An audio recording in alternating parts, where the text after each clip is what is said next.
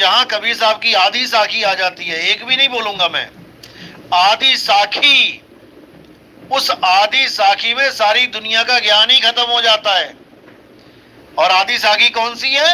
जाप मरे अजपा मरे अनहद भी मर जाए। सारी दुनिया का ही ज्ञान खत्म कर दिया आधी साखी में। सारी दुनिया का ज्ञान खत्म हुआ, अब इनका ज्ञान वहां से शुरू होता है। सुरत समाए शब्द में वाको काल ना खाए, यहां से ज्ञान शुरू होता है। तो कबीर साहब की बातों को समझना ये किसी के बस की बात नहीं है। हम हैं पूर्विया, पूर्व देश के, हमारी बोली लखे ना कोई, और हमारी बोली वो लखे जो धुर पूर्विया होई। हमारे यूपी में पूर्वी भाषा है, वो जल्दी समझ में नहीं आती किसी को, वो वही समझ सकता है जो पूर्विया होगा। अब ये तो हो गई भाषा की बात।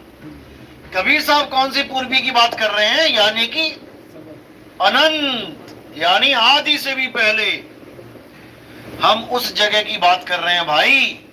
और मेरी बात वही समझ पाएगा जो उस जगह को समझ पाएगा। पहले जगह को समझना पड़ेगा, तब बात को समझोगे। इसलिए साहब ने कहा जैया जन्म मुक्ता हता तैया हताना कोई, और छठी तुम्हारी है जगह तू कहां चला भी कोई। अपनी जगह को याद करवा रहे हैं कबीर साहब कि जिस जगह तू आके बैठ गया है ये तेरी जगह नहीं है, ये तो मकान भी तूने किराए का ले रखा है काल भगवान से। और जब इसका मन आता है तब तुम्हें घर से बाहर कर देता है। तुम्हारी तो अर्जी भी नहीं लगती कहीं। पता है ना, मकान मालिक आता है कभी भी खाली करवा सकता है। अब अपनी जगह को ढूंढ लो, तुम्हारा निज घर, जहां से काल भगवान तुम्हें निकाल नहीं सकता। कहां है वो निज घर? वो तीन लोक से परे चौथे लोक में है। यानी तीन लोक क्या है? ये काया ही तीन लोक है। इससे परे अपने चौथे लोक में, यानी कौन सा लोक? लोक आलोक शब्द है भाई। और जिन जाना तिन संचय जाए। शब्द ही तुम्हारा लोक है, उसी शब्द में तुमने समाना है, रहना है उसमें।